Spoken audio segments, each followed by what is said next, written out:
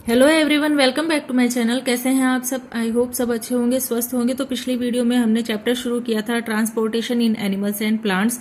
आज उसी के ही बचे हुए पार्ट को हम कंप्लीट करेंगे। तो चलिए कंटिन्यू करते हैं इसे। To understand the functioning of the circulatory system start from the right side of the heart in figure 11.3।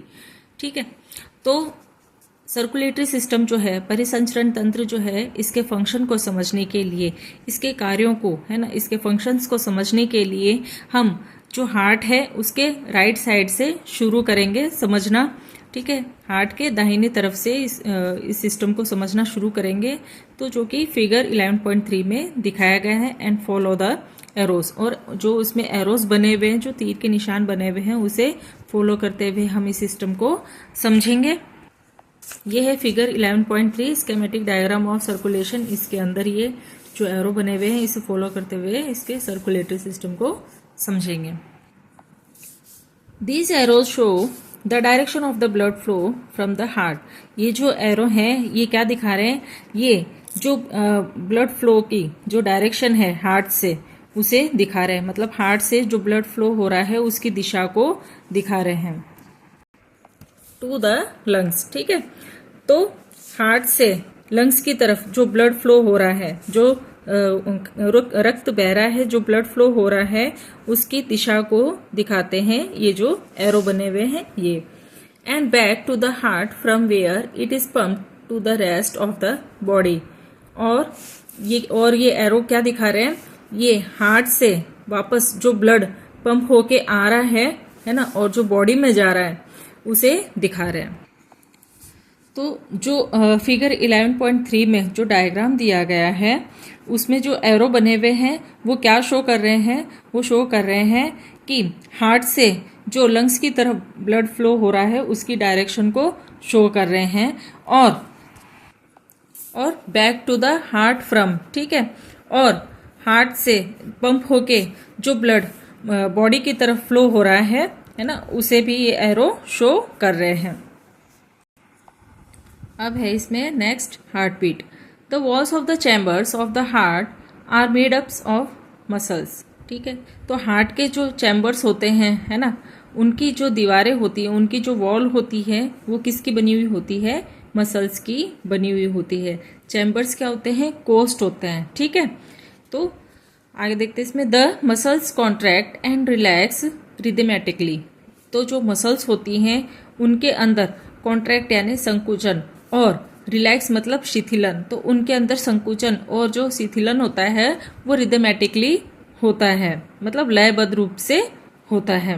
रिदमेटिकली मतलब लयबद्ध रूप से। This rhythmic contraction followed by its relaxation constitute a heart beat. ठीक है, तो ये जो रिदमेटिक कॉन्ट्रैक्शन है ना, संकुचन जो है रिदमेटिक, ये followed by its relaxation constitute a heart beat. ठीक है, तो हार्ट बीट के जो रिलैक्सेशन कॉन्स्टिट्यूट है ना, शिथिलन की जो, तो ये जो रिदमेटिक कॉन्ट्रैक्शन है, ठीक है, तो ये जो रिदमेटिक कॉन्ट्रैक्शन है, ये जो संकुचन है, कॉन्ट्रैक्शन मतलब संकुचन, तो ये जो संकुचन है ये किसे फॉलो करता है? ये हार्ट बीट का जो रिलैक्सेशन कॉन्स्टिट्यूट है ना, जो शिथिलन है, मतलब हार्ट बीट में जब शिथिलन होता है तो उसे ये कॉन्ट्रैक्शन फॉलो करता है। Remember that heart beats continue every moment of our life. तो ये रिमेंबर रखना है कि जो हार्ट बीट है वो कंटिन्यू होती रहती है ना, every moment of our life, हमारे लाइफ के हर एक पल में, है ना, हर एक मोमेंट में। ठीक है, एवरी मोमेंट मतलब हर एक क्षण में हमारी लाइफ के ये जो हार्ट बीट है ये कंटिन्यू चलती रहती है। If you place your hand on the left side of your chest you can feel your heart beat. ठीक है, तो आप अपने हाथ को लेफ्ट साइड में, अपने चेस्ट के लेफ्ट साइड में अगर रखोगे तो आपको हार्ट बीट फील होगी, आपको हृदय की धड़कन फील होगी। The doctor feels your heart beats with the help of an instrument called a stethoscope. जो डॉक्टर होते हैं वो आपकी हार्ट बीट को फील करने के लिए किसकी हेल्प लेते हैं? वो एक इंस्ट्रूमेंट की हेल्प लेते हैं जो कि क्या कहलाता है? स्टेथोस्कोप कहलाता है। A doctor uses the stethoscope as a device to amplify the sound of the heart. ठीक है, तो ये क्या करते हैं कि जो डॉक्टर ये स्टेथोस्कोप यूज में लेते हैं, ये एक ऐसा डिवाइस होता है जो कि हार्ट की जो हार्ट बीट होती है ना, उसकी साउंड को ये बढ़ाकर बताता है, मतलब कि क्लियरली सुनाई देती है। एम्पलीफाई मतलब आवाज को बढ़ा के और ये बताता है, ये जो डिवाइस है। कौन सा? ये जो स्टेथोस्कोप है। It consist of a chest piece that carries a sensitive diaphragm, 2 earpieces and a tube joining the parts. तो ये जो स्टेथोस्कोप है, इसके ऊपर क्या होता है कि it consist of a chest piece that carries a sensitive diagram. इसके ऊपर क्या होता है, ये एक छोर पे, इसके एक एंड पे क्या होता है, चेस्ट पीस होता है, जो कि क्या करता है, जो डायफ्राम के जो सेंसेशन है उनको कैरी करने का काम करता है। डायफ्राम में जो संवेदनाएं होती हैं उनको लाने का काम करता है, उनको कैरी करने का काम करता है। मतलब कि ये जो चेस्ट पीस होता है स्टेथोस्कोप का, ये जो डायफ्राम में जो सेंसेशन होती है, ठीक है, जो संवेदनाएं होती हैं उनको ग्रहण करने का काम करता है, ठीक है, कैरी करने का काम करता है। और इसमें क्या होता है कि 2 earpieces and a tube join the parts. और इसके एक एंड पे क्या होता है कि 2 ईयरपीसेस होते हैं, और ये किससे जुड़े हुए होते हैं, ये एक ट्यूब से जुड़े हुए होते हैं, ठीक है, ये 2 earpieces. Doctors can get clues about the condition of your heart by listening through a stethoscope. तो डॉक्टर क्या करते हैं, इस स्टेथोस्कोप का यूज करते हैं। इसके जरिए वो क्या करते हैं कि जो हार्ट की कंडीशन है उसे जानते हैं, और जो हार्ट की जो हार्ट बीट होती है ना, उसको लिसनिंग का, उस स्टेथोस्कोप से उसे सुनने का काम करते हैं, ठीक है। Let us construct a model of a stethoscope with the material that are available around us. ठीक है, तो एक मॉडल बना सकते हैं स्टेथोस्कोप का, जो आपके आसपास में जो मटेरियल है, ठीक है, जो चीज़ें हैं, उनसे स्टेथोस्कोप का एक मॉडल बना सकते हैं। तो ये एक एक्टिविटी दी गई है, take a small funnel of 6 to 7 centimetre in diameter. ठीक है, तो क्या करना है कि एक स्मॉल फनल लेना है ना, एक कीप लेनी है छोटी, जिसका डायमीटर कितना है 6 to 7 सेंटीमीटर है, ठीक है, जिसका व्यास कितना है 6 से 7 सेंटीमीटर है। तो 6 से 7 सेंटीमीटर व्यास वाला एक छोटा फनल लेना है, कीप लेनी है। Fix a rubber tube 50 centimetre long tightly on the stem of the funnel. ठीक है, तो फनल पे क्या करना है, एक रबर ट्यूब फिक्स करनी है जो कि 50 सेंटीमीटर लंबा है ना। तो क्या करना है कि फनल के ऊपर एक रबर ट्यूब फिक्स करनी है, एक मतलब टाइटली, एकदम टाइट फिक्स करनी है, जो कि कितना सेंटीमीटर लॉन्ग है, 50 सेंटीमीटर लॉन्ग है। स्ट्रेच अ रबर शीट, ठीक है, और a balloon on the mouth of the funnel and fix it tightly with a rubber band. और क्या करना है कि स्ट्रेच अ रबर शीट, ठीक है, एक रबर शीट है, उसको स्ट्रेच करना है, खींचना है, या फिर आप बलून भी ले सकते हैं। तो उसे क्या करना है, जो फनल है उसके माउथ पार्ट पे फिक्स करना है, खींच के स्ट्रेच करके उस रबर शीट को, ठीक है, और उसे fix it tightly with a rubber band, और फिर उसे रबर बैंड से एकदम टाइटली फिक्स करना है। तो ये देखिए, ये है इसके अंदर कि एक ये फनल ले लिया, फनल के नीचे एक ट्यूब लगा दी, है ना। तो रबर ट्यूब है ये 50 सेंटीमीटर लंबी है, और इसके जो माउथ पार्ट है फनल के, इसके ऊपर क्या किया है, रबर शीट या फिर बलून स्ट्रेच करके खींच के और लगा दिया, और फिर इसके रबर बैंड लगा दिया टाइटली इसे फिक्स करने के लिए। ठीक है, बाद में क्या किया कि put the upon end of the tube on one of your ears. फिर इसका ये जो रबर ट्यूब वाला पार्ट है ना, इसके एक एंड को अपने कान के अंदर लगाना है। Place the mouth of the funnel on your chest near the heart. और इसका जो फनल का जो माउथ पार्ट है, इसे अपने चेस्ट पर रखना है, हार्ट के पास में। ठीक ठीक है, हार्ट के पास में इसे अपने चेस्ट पर रखना है। Now try to listen carefully, और फिर सुनने की कोशिश करनी चाहिए, केयरफुली ध्यान से सुनने की कोशिश करनी चाहिए कि do you here a regular thumping sound. ठीक है, तो आपको जो एक थम्पिंग साउंड है वो रेगुलर सुनाई दे रहा है, मतलब थपकने की और इस तरह की जो साउंड है ना, थपथपाने वाली साउंड जो है वो आपको लगातार क्या सुनाई दे रही है। तो the sound is that of heart beats, तो ये जो साउंड होती है, ये जो आवाज होती है, ये क्या होती है, ये हार्ट बीट होती है।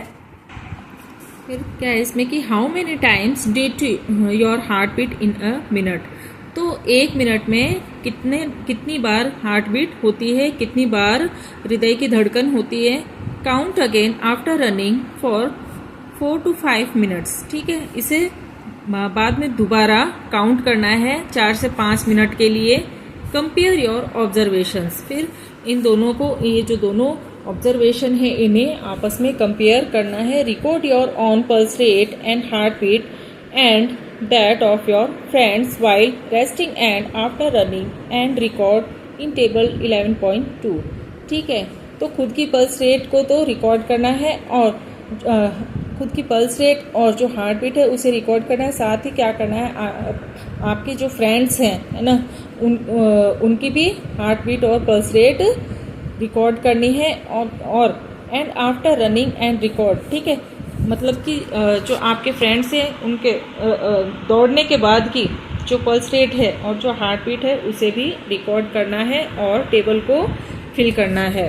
Do you find any relationship between your heart beat and pulse rate, मतलब एक तो खुद की हार्ट बीट और पल्स रेट आपने रिकॉर्ड करी, और जो आपके फ्रेंड जो रन करके आ रहे हैं, जो दौड़ के आ रहे हैं, उनकी हार्ट बीट और जो पल्स रेट है ना, उन्हें रिकॉर्ड करना है। और इनके बीच में क्या मतलब रिलेशन है, इनके कंपैरिजन को एक टेबल के अंदर फिलअप करना है। फिर देखना है कि each heartbeat generates one pulse in the arteries and the pulse rate per minute indicates the rate of the heartbeat। ठीक है, तो जो हर एक जो हार्ट बीट है वो जनरेट करती है 1 पल्स इन द आर्टरीज। ठीक है, तो जो हार्ट बीट होती है वो आर्टरीज के अंदर एक पल्स जनरेट करती है, एक पल्स बनाती है। जनरेट मतलब बनाना। And the pulse rate per minute indicates the rate of the heart, और जो पल्स रेट होती है पर मिनट वाली है ना, पर मिनट में जो पल्स रेट होती है वो क्या इंडिकेट करती है, वो rate of heart beat indicate करती है। ठीक है, तो पल्स रेट पर मिनट, ठीक है ना, पर मिनट में कितनी पल्स रेट है वो क्या बता रही है, वो बता रही है रेट ऑफ हार्ट बीट की रेट को बता रही है। ठीक है, the rhythmic beating of the various chamber of the heart maintain circulation of blood and transport of substances to the different parts of the body. तो जो रिदमेटिक बीटिंग है ना, अलग अलग चैम्बर की of the heart maintain circulation of blood.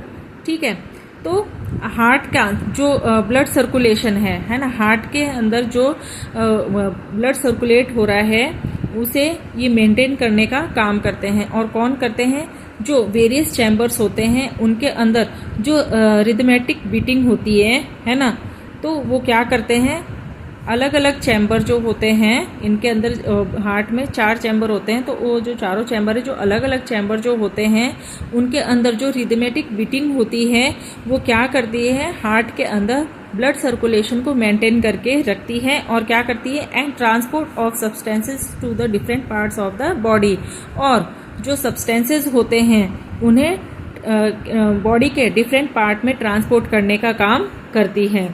Bojo wonders if sponges and hydra also have blood। ठीक है, तो ये जो बोजो स्टूडेंट है, ये जो स्पंजेस होते हैं, स्पंज होते हैं, और जो हाइड्रा होते हैं उनके अंदर ब्लड होता है, ये जानकर हैरान है। Animals such as sponge and hydra do not possess any circulatory system. तो जो स्पंज है और ये जो हाइड्रा है, ये एनिमल जो है, इनके अंदर किसी भी तरह का सर्कुलेटरी सिस्टम नहीं होता है, इनके पास में किसी भी तरह का परिसंचरण तंत्र नहीं होता है। पॉजेज यानी पास में। The water in which they live brings food and oxygen as it enters their bodies. ठीक है, तो ये पानी में रहते हैं, है ना, और ये पानी में रहते हैं तो ये क्या करते हैं, अपने जीवित रहने के लिए ये फूड लेते हैं और ऑक्सीजन लेते हैं। ठीक है, ये पानी से क्या पानी में रहते हैं, ये हाइड्रा है, ये स्पंज है, तो ये पानी से क्या करते हैं, फूड लेते हैं और ऑक्सीजन लेते हैं, जो कि इनकी बॉडी में एंटर करते हैं। The water carries away waste material and carbon dioxide as it moves out. ठीक है, और ये क्या करते हैं, पानी में ही अपना जो वेस्ट मटेरियल है, जो कार्बन डाइऑक्साइड है, उसे निकालते हैं। Thus these animals do not need a circulatory fluid like the blood। ठीक है, तो इन एनिमल्स को जो सर्कुलेटरी फ्लूइड है, जैसे कि ब्लड है, इसकी उनको नीड नहीं होती है, इनकी जरूरत नहीं होती है। Let us now learn about the removal of waste other than carbon dioxide. ठीक है, तो हम अब जानेंगे कि कार्बन डाइऑक्साइड के अलावा जो वेस्ट मटेरियल होते हैं उन्हें कैसे रिमूव करते हैं, इसके बारे में हम जानेंगे। तो अब है इसमें एक्सक्रीशन इन एनिमल्स। ठीक है, एनिमल्स में उत्सर्जन कैसे होता है देखते हैं। Recall how carbon dioxide is removed as waste from the body through the lungs during exhalation. तो हमने जाना कि जब एक्सहेलेशन होता है, जब हम सांस छोड़ते हैं, तो लंग्स से क्या होता है कि जो कार्बन डाइऑक्साइड है, जो एज अ वेस्ट है, उसे रिमूव कर दिया जाता है। Also recall that the undigested food is remove during egestion. ठीक है, तो हम ये भी जानते हैं कि जो अनडाइजेस्ट फूड है, जो अपचित जो फूड होता है, खाना होता है, उसे इजेशन के दौरान रिमूव कर दिया जाता है। जो अपशिष्ट है, इसका निष्कासन कर दिया जाता है। इजेशन मतलब निष्कासन, बाहर निकाल दिया जाता है। Let us now find out how the other waste material are removed from the body. तो अब हम जानेंगे कि जो अदर वेस्ट मटेरियल जो हैं, उन्हें बॉडी से कैसे रिमूव किया जाता है। You may wonder where these unwanted materials come from. तो आप ये जान के हैरान है कि जो अनवांटेड मटेरियल है, ये कहाँ से आते हैं, है ना। ये जो अनवांटेड मटेरियल, जैसे कि ये जो वेस्ट मटेरियल, ये कहाँ से आते हैं। तो when our cells perform their functions certain waste products are released. तो हमारे जो सेल हैं, ये जब अपने फंक्शंस को परफॉर्म करते हैं, अपना जब काम करते हैं, तब क्या होता है कि certain waste products are released. तब क्या होता है कि ये जो वेस्ट प्रोडक्ट्स होते हैं, ये रिलीज होते हैं, ये निकलते हैं। These are toxic and hence need to be removed from the body। ठीक है, तो ये टॉक्सिक होते हैं, जहरीले होते हैं। टॉक्सिक मतलब जहरीले, तो ये विषैले होते हैं। ठीक है, टॉक्सिक मतलब जहरीले या विषैले, तो ये विषैले होते हैं, तो इन्हें बॉडी से रिमूव करना जरूरी होता है। हैंस नीड मतलब जरूरी होता है, रिमूव मतलब निकालना। ठीक है, the process of removal of waste produced in the cells of the living organism is called excretion. ठीक है, तो जो ये प्रोसेस है ना, जो वेस्ट बनता है, ठीक है, वेस्ट टू प्रोड्यूस, तो ये जो वेस्ट बनता है, इसे जब बॉडी से रिमूव कर दिया जाता है ना, जो लिविंग ऑर्गेनिज्म है, इनकी सेल से जो वेस्ट मटेरियल बनता है ना, जो वेस्ट प्रोड्यूस होता है, उसे जब बॉडी से रिमूव कर दिया जाता है, तो उसे क्या कहते हैं, उसे एक्सक्रीशन कहते हैं, उसे उत्सर्जन कहते हैं। The parts involved in excretion form the excretory system. ठीक है, तो क्या हुआ कि लिविंग ऑर्गेनिज्म की जो सेल्स होती हैं, उनसे जो वेस्ट प्रोड्यूस होता है, जो वेस्ट बनता है, वो जब बॉडी से बाहर निकाल दिया जाता है, रिमूव कर दिया जाता है, तो उसे तो एक्सक्रीशन कहते हैं, उत्सर्जन कहते हैं। और इस एक्सक्रीशन में जो पार्ट इन्वॉल्व होते हैं, जिन पार्ट से ये बना होता है, उस पूरे सिस्टम को क्या कहते हैं, उसे एक्सक्रीटरी सिस्टम कहते हैं, उत्सर्जन तंत्र कहते हैं। Excretory system in humans. ठीक है, ह्यूमंस में जो एक्सक्रीटरी सिस्टम है, उसे देखेंगे। The waste which is present in the blood has to be removed from the body. ठीक है, तो जो हमारे ब्लड के अंदर, ठीक है, जो वेस्ट होता है, वेस्ट प्रेजेंट होता है ना, उसे बॉडी से रिमूव कर दिया जाता है। How can this be done? तो ये कैसे होता है? A mechanism to filter the blood is required. तो इसके लिए क्या होता है, ब्लड को फिल्टर करने के लिए एक मैकेनिज्म होता है।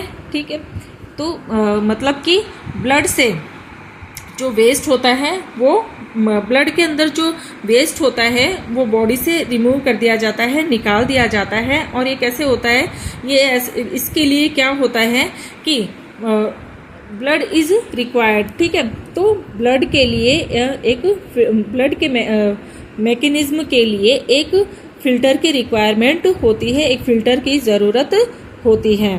This is done by the blood capillaries in the kidneys. ठीक है, तो मतलब ब्लड को फिल्टर करने के लिए जो ब्लड की मैकेनिज्म है, जो ब्लड के काम है, क्रियाविधि जो है ना, तो उसके लिए क्या होती है, फिल्टर की रिक्वायरमेंट होती है, फिल्टर की ज़रूरत होती है। और इस फिल्टर के लिए क्या होता है कि this is done by the blood capillaries in the kidneys. और ये जो किडनी के अंदर जो ब्लड कैपिलरीज होती हैं, ठीक है, जो रक्त केशिकाएं होती हैं, कैपिलरीज मतलब कि केशिकाएं, तो हमारी जो किडनी है, किडनी के अंदर जो ब्लड कैपिलरीज होती हैं, रक्त केशिकाएं होती हैं, उनके द्वारा ये काम किया जाता है। कौन सा काम, फिल्टर वाला। ठीक है, फिल्टर वाला काम ब्लड कैपिलरीज के द्वारा किया जाता है, जो कि किडनी के अंदर होता है। ठीक है, जिसके अंदर क्या होता है कि ब्लड फिल्टर होता है और ब्लड को मतलब अच्छे से काम करने के लिए, ब्लड की मैकेनिज्म के लिए इस फिल्टर की रिक्वायरमेंट होती है। When the blood reaches the two kidneys, it contains both useful and harmful substances. तो जब ब्लड दोनों किडनी के अंदर पहुंचता है तो उसके अंदर क्या होते हैं, बहुत सारे यूजफुल और हार्मफुल सब्सटेंसेस होते हैं। मतलब बहुत ही उसके अंदर क्या होता है कि उपयोग में लेने वाले, ठीक है, यूजफुल मतलब उपयोग में लेने वाले पदार्थ, या मतलब हम कह सकते हैं जो काम के पदार्थ होते हैं वो, और जो हार्मफुल होते हैं, जो नुकसान देने वाले जो पदार्थ होते हैं, सब्सटेंसेस होते हैं, वो दोनों ही उसमें मौजूद होते हैं। तो क्या होता है उसमें फिर आगे, the useful substances are absorb back into the blood. ठीक है, तो जो यूजफुल सब्सटेंसेस होते हैं, है ना, जो काम के जो उपयोगी जो पदार्थ होते हैं, उन्हें ब्लड के द्वारा वापस एब्जॉर्ब कर लिया जाता है। एब्जॉर्ब मतलब अवशोषित, तो ब्लड के द्वारा जो यूजफुल सब्सटेंस है उन्हें अवशोषित कर लिया जाता है, एब्जॉर्ब कर लिया जाता है। The waste dissolve in water are removed as urine. और जो वेस्ट होता है, ठीक है, जो हार्मफुल होता है सब्सटेंस और जो वेस्ट होता है वो पानी के अंदर डिजोल्व हो जाता है, घुल जाता है, और एज यूरिन वो रिमूव हो जाता है बॉडी से। ठीक है, यूरिन के द्वारा उसे बाहर निकाल दिया जाता है। From the kidneys the urine goes into the urinary bladder. ठीक है, थ्रो ट्यूब लाइक यूरेटर्स। तो फ्रॉम द किडनीज, ठीक है, किडनीज से क्या होता है, ये जो यूरिन होता है ये किस में जाता है, ये यूरिनरी ब्लैडर में जाता है, जो थ्रो ट्यूब लाइक यूरेटर्स। ठीक है, जो किसमें फिर खुलता है, ट्यूब लाइक जो यूरेटर होता है उसके अंदर खुलता है, मतलब उसके अंदर जाता है। ठीक है, तो क्या हुआ, जो यूरिन है वो किडनी से किस में गया, यूरिनरी ब्लैडर में गया, यूरिनरी ब्लैडर से ये ट्यूब लाइक जो यूरेटर होते हैं उसमें, यूरेटर्स होते हैं उनमें चला जाता है। This is stored in the bladder. ठीक है, फिर ये किस में स्टोर होता है, ये ब्लैडर में स्टोर हो जाता है, इकट्ठा हो जाता है, and is passed out through the urinary opening at the end of a muscular tube called urethra। ठीक है, फिर ये क्या होता है कि ये जो एक यूरिनरी ओपनिंग होती है ना, मतलब एक खुला हुआ हिस्सा होता है, पार्ट होता है एंड पर, है ना, यूरिनरी ओपनिंग होती है, जो कि किसकी होती है, जो मस्कुलर ट्यूब से बनी हुई होती है, जिसे हम यूरेथ्रा कहते हैं, और यूरेथ्रा से ये पास आउट हो जाता है।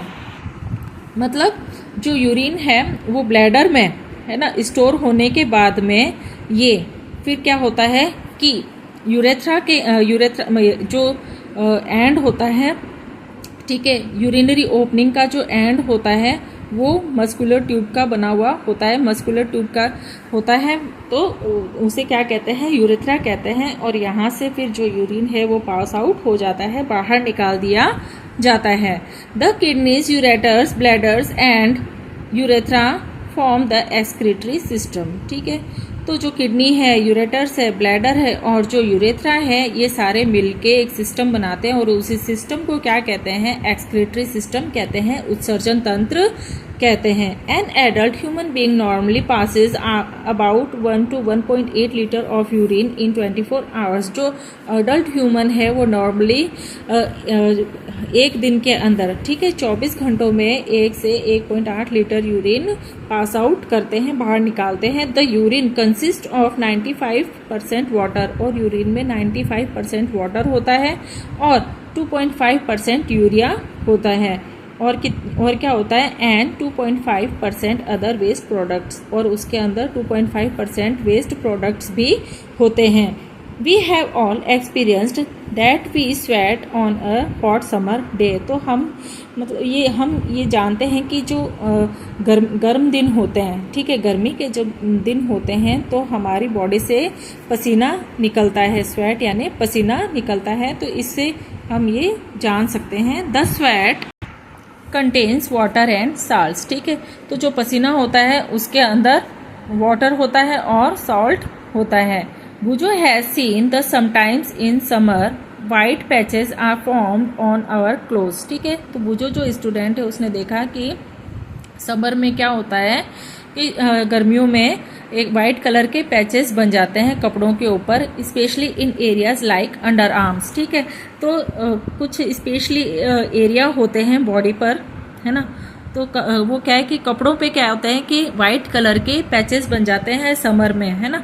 गर्मियों में क्या होता है, कपड़ों के ऊपर वाइट कलर के धब्बे बन जाते हैं, पैचेस यानी धब्बे, तो सफ़ेद कलर के धब्बे बन जाते हैं कपड़ों पे, और स्पेशली कौन सी जगह बनते हैं, वो अंडर आर्म्स जैसी जगहों पे बनते हैं।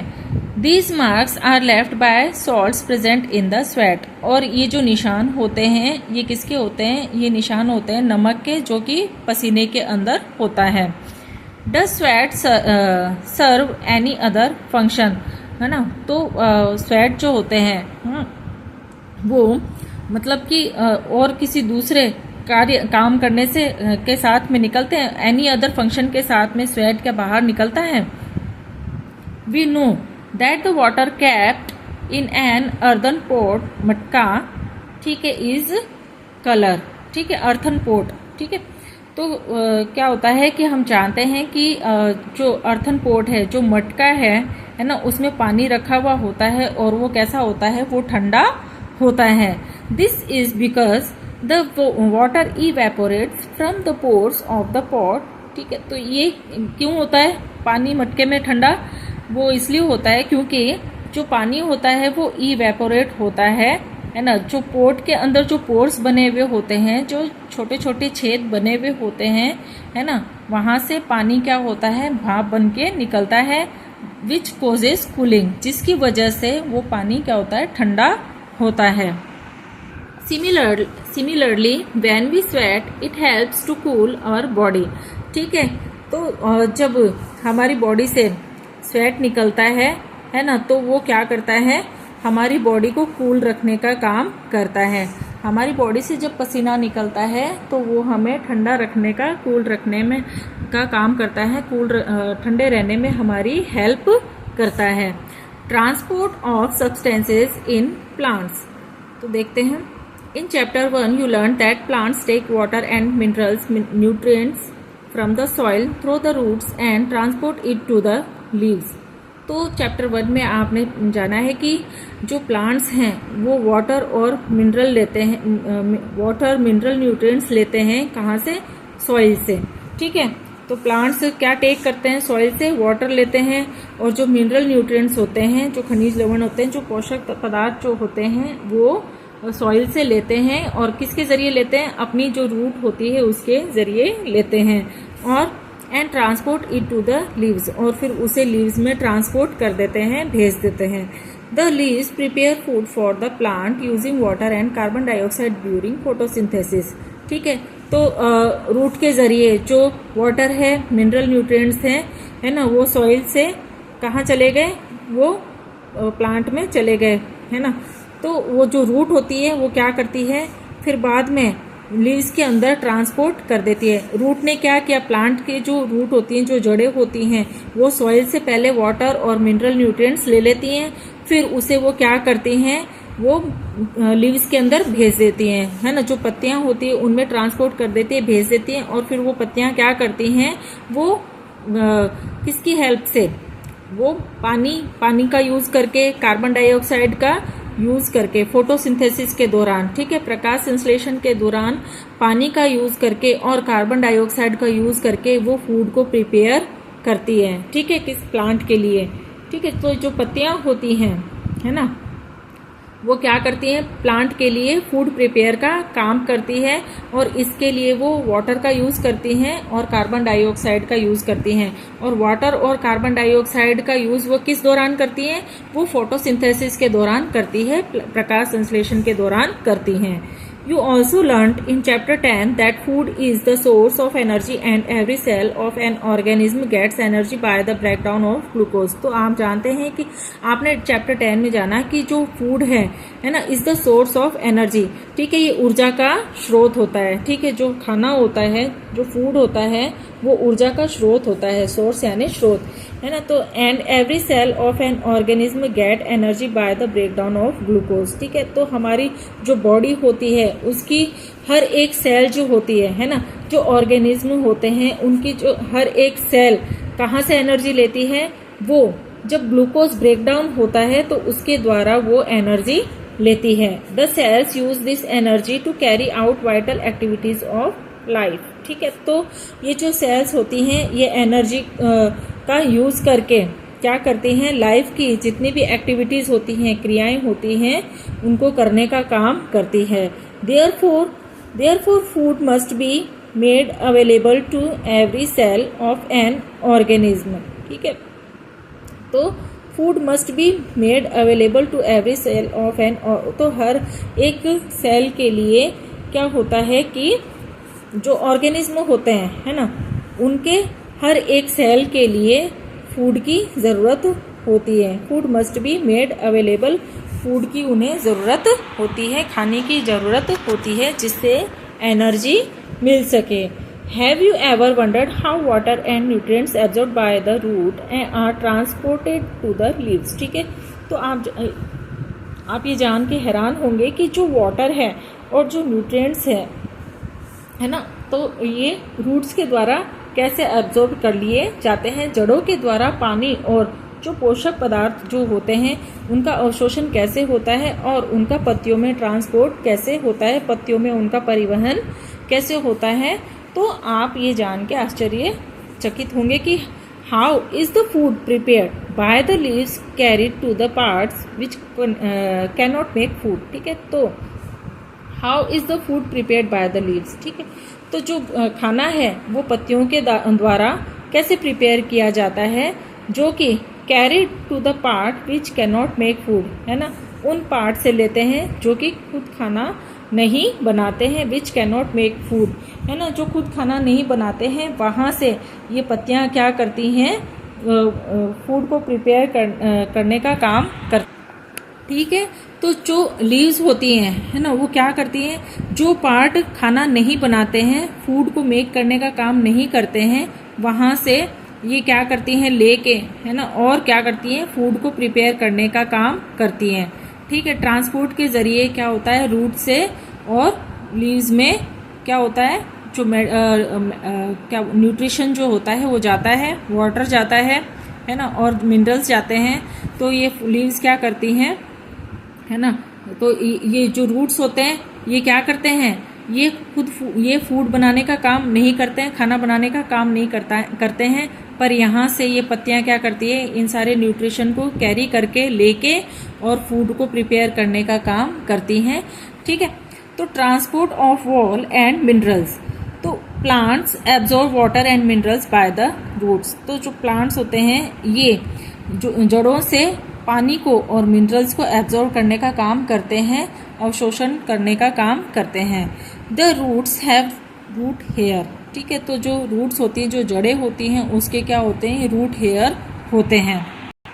नेक्स्ट इसमें आगे है कि the root hair increase the surface area of the root for the absorption of water and mineral nutrients dissolved in water. तो जो रूट हेयर होती है ये क्या करती है, सरफेस एरिया को बढ़ाने का काम करती है। जो इसका सतही जो क्षेत्र होता है, ठीक है, तो इसका जो सरफेस एरिया होता है उसे इंक्रीज करने का काम करती हैं। और फिर ये जो रूट होती हैं ये क्या करती हैं कि पानी के अंदर जो घुले हुए जो मिनरल्स होते हैं, जो न्यूट्रिएंट्स होते हैं, उनको एब्जॉर्ब करने का काम करती हैं, ठीक है। डिसॉल्व्ड यानी घुला हुआ होना। The root hair is in contact with the water present between the soil particles। तो ये जो रूट हेयर होते हैं ये क्या करते हैं कि जो सॉइल पार्टिकल्स होते हैं, मिट्टी के जो कण होते हैं, उनके अंदर जो पानी मौजूद होता है, पानी जो प्रेजेंट जो होता है, उससे वो क्या करती हैं, रूट हेयर कांटेक्ट करती हैं, ठीक है। वहां से ये पानी लेने का काम करती हैं। जो सॉइल पार्टिकल होते हैं सॉइल के अंदर, उनके बीच में क्या है, वाटर प्रेजेंट होता है ना, पानी उनके अंदर होता है। तो जो ये रूट हेयर होती हैं ये क्या करती हैं, उस पानी को लेने का काम करती हैं, गेन करने का काम करती हैं।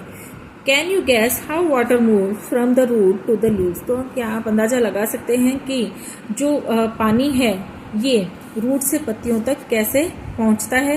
What kind of transport system is present in plants. तो इसमें जो प्लांट्स होते हैं इसमें किस तरह का ट्रांसपोर्ट सिस्टम पाया जाता है, किस तरह का परिवहन करने का जो सिस्टम है, ट्रांसपोर्ट करने का जो सिस्टम है वो किस तरह का पाया जाता है। Well Boojho is right. जो बुजो है वो बुजो जो स्टूडेंट है वो सही है।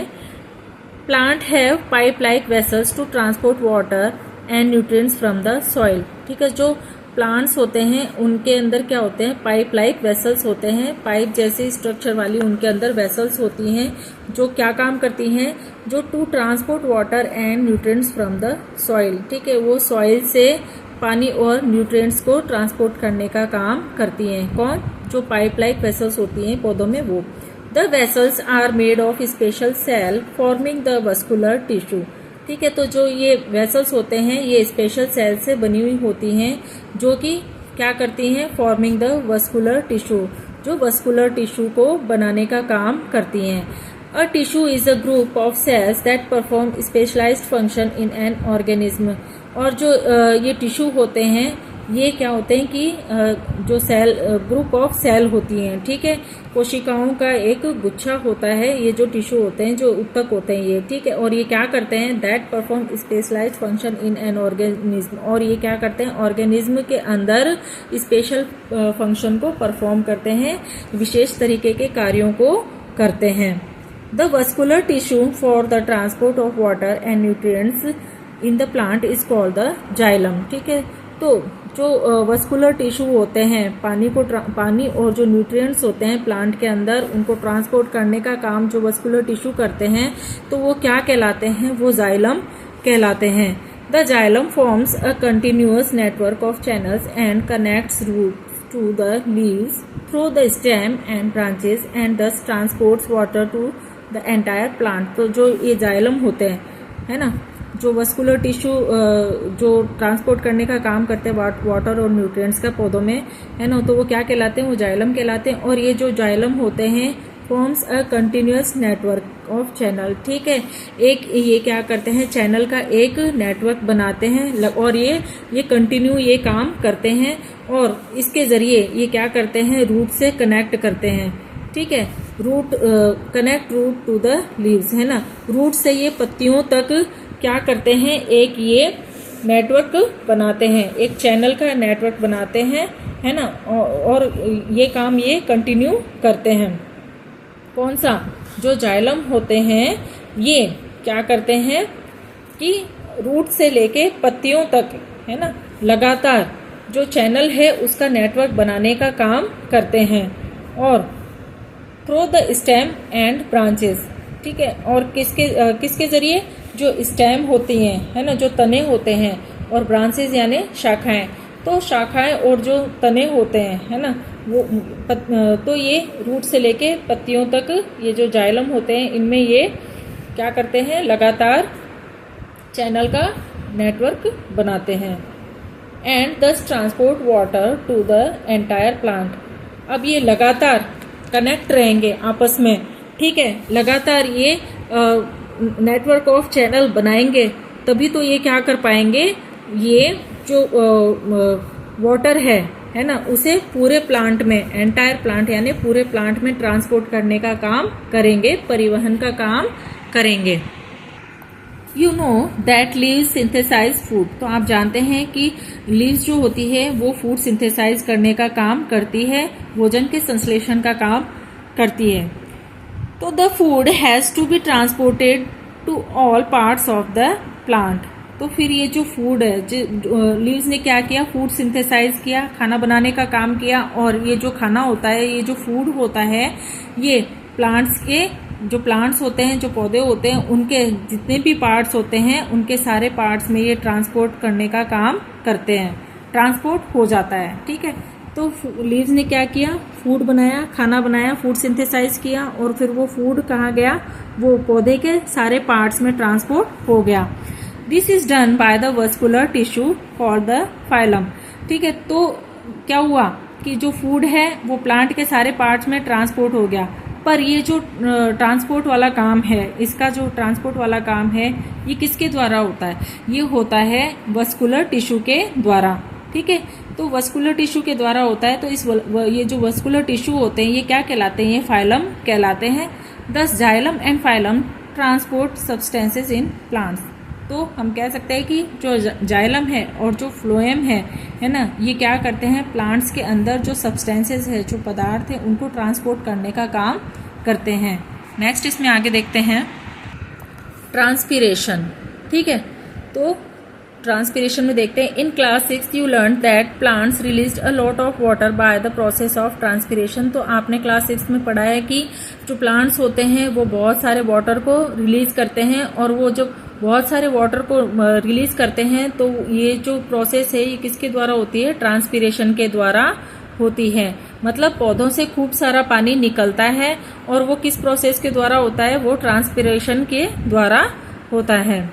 Plant absorbs mineral nutrients and water from the soil, तो प्लांट क्या करते हैं कि मिट्टी से, सॉइल से वो मिनरल न्यूट्रिएंट्स लेते हैं और वाटर को लेते हैं, एब्जॉर्ब करते हैं।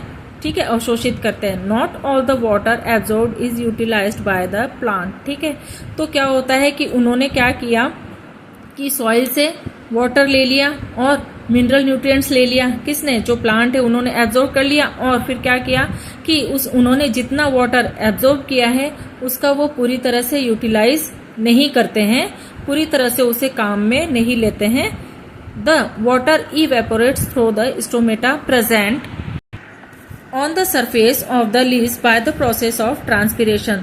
तो क्या हुआ कि प्लांट ने जो क्या किया, जो एब्जॉर्प्शन का काम किया वाटर को, तो उसे उन्होंने क्या किया, पूरी तरह से यूटिलाइज नहीं किया, पूरी तरह से उसे काम में नहीं लिया, उपयोग में नहीं लिया। तो जो वाटर होता है फिर वो क्या होता है कि वो इवेपोरेट हो जाता है, और वो इवेपोरेट कहाँ से होता है, वो जो उसके अंदर स्टोमेटा होता है ना, प्लांट के अंदर जो स्टोमेटा प्रेजेंट होता है, उस स्टोमेटा की जो on the surface of the leaves by the process of transpiration. ठीक है, लीव्स की सरफेस पे, ठीक है, पत्तियों की सतह पे क्या होता है, स्टोमेटा प्रेजेंट होता है, और है ना, उसके वहां से ये वाटर इवेपोरेट होता है। ठीक है, भाप बन के निकलता है, और ये कौन सी प्रोसेस के द्वारा होता है, ये ट्रांसपीरेशन के द्वारा होता है। ठीक है, समझ में आया कि क्या होता है ट्रांसपीरेशन में। तो जो प्रोसेस ऑफ ट्रांसपीरेशन है उसके अंदर क्या होता है कि जो पानी, जो वाटर जो होता है जिसे पूरी तरह से प्लांट ने यूटिलाइज नहीं किया है, वो वाटर क्या होता है कि जो लीव्स होती हैं, लीव्स की सरफेस पे स्टोमेटा प्रेजेंट होता है ना, तो वहां से है ना, ये प्रोसेस ऑफ ट्रांसपीरेशन के द्वारा जो वाटर है वो इवेपोरेट हो जाता है, भाप बन के निकलता है। The evaporation of water from leaves generate a suction pull the same that you produce when you suck water through a straw. ठीक है, तो जो इवेपोरेशन ऑफ वाटर है, लीव्स जनरेट, तो जो पत्तियां होती हैं ये क्या करती है, एक सक्शन पुल को जनरेट करती हैं। ठीक है, मतलब खींचने का काम करती हैं, एक है ना सक्शन पुल बनाती हैं, और क्या होता है, उससे क्या होता है कि वाटर जो है वो इवेपोरेट होता है, भाप बन के निकलता है, वाष्प बन के निकलता है। ठीक है, भाप नहीं, वाष्प बन के निकलता है। That you produce when you suck water through a straw.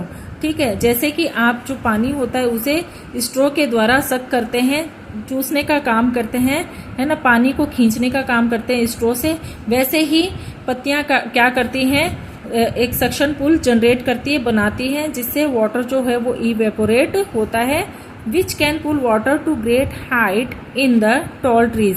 है ना, तो क्या किया, जो पत्तियां हैं वो एक सक्शन पुल बनाती हैं, जनरेट करती हैं, तो उससे क्या होता है, पानी जो होता है वो जो बड़े बड़े पेड़ होते हैं, है ना, ऊंची हाइट वाले जो पेड़ होते हैं, वहां तक वो पानी चला जाता है, वहां तक वो पानी पहुंच जाता है। ठीक है, transpiration also cools the plant. तो जो ये ट्रांसपिरेशन होता है ये क्या करता है, प्लांट को कूल रखने का काम करता है। ठीक है, ट्रांसपिरेशन मतलब का जो पानी जो होता है उसका वाष्प बन के निकलना ट्रांसपिरेशन कहलाता है। ठीक है, तो क्या हुआ, इसे दोबारा देख लेते हैं कि इसमें क्या होता है कि प्लांट जो होते हैं वो क्या करते हैं, सॉइल से वाटर लेते हैं और मिनरल जो न्यूट्रिएंट्स होते हैं उसे एब्जॉर्ब करने का काम करते हैं, वाटर को एब्जॉर्ब करने का काम करते हैं। ठीक है, ले लिया पहले तो इसे प्लांट्स ने, और फिर क्या किया कि जो वाटर उन्होंने एब्जॉर्ब किया है उसे वो क्या करते हैं, पूरी तरह से यूटिलाइज नहीं करते हैं, पूरी तरह से काम में नहीं लेते हैं। तो इसके लिए क्या होता है, ट्रांसपिरेशन होता है। और जो ये प्रोसेस ऑफ ट्रांसपिरेशन होती है इसके अंदर क्या होता है कि पत्तियों के ऊपर, जो पत्तियों की सतह के ऊपर जो स्टोमेटा प्रेजेंट होता है, ठीक है, स्टोमेटा जो होता है पत्तियों की सतह पे, पत्तियों की सरफेस पे, तो उससे क्या होता है कि ये जो वाटर है वो इवेपोरेट होता है, वाष्प बन के निकलता है। ठीक है, और ये क्या होता है कि जो इवेपोरेशन ऑफ वाटर होता है, ठीक है, पानी का जो वाष्प बन के निकलना होता है पत्तियों से, उसके लिए ये क्या करती हैं कि ये जो सक्शन पुल को जनरेट करती हैं, सक्शन पुल बनाती हैं, है ना। और ये क्या, जैसे कि मतलब पानी को हम पीते हैं स्ट्रॉ से, सक करते हैं, वैसे ही ये जो लीव्स होती हैं ये सक्शन पुल बनाती हैं। और इसी सक्शन पुल की वजह से क्या होता है कि जो बड़े बड़े पेड़ होते हैं उनमें पानी नीचे से ऊपर की तरफ पहुंच जाता है ना, पानी नीचे से ऊपर की तरफ सक्शन पुल के द्वारा चला जाता है, और है ना, खींच, और फिर उससे क्या होता है कि ये जो ट्रांसपिरेशन होता है, इस ट्रांसपिरेशन से क्या होता है कि प्लांट्स जो होते हैं वो कूल रहते हैं, ठीक है, ठंडे रहते हैं। तो हमारा ये चैप्टर यहाँ कंप्लीट होता है। इससे रिलेटेड कोई क्वेश्चन हो तो आप कमेंट सेक्शन में ज़रूर पूछिएगा। अगर मेरी वीडियो आपको अच्छी लगे तो लाइक कीजिएगा, ज़्यादा से ज़्यादा शेयर कीजिएगा, चैनल पर नए हो तो सब्सक्राइब जरूर कीजिएगा।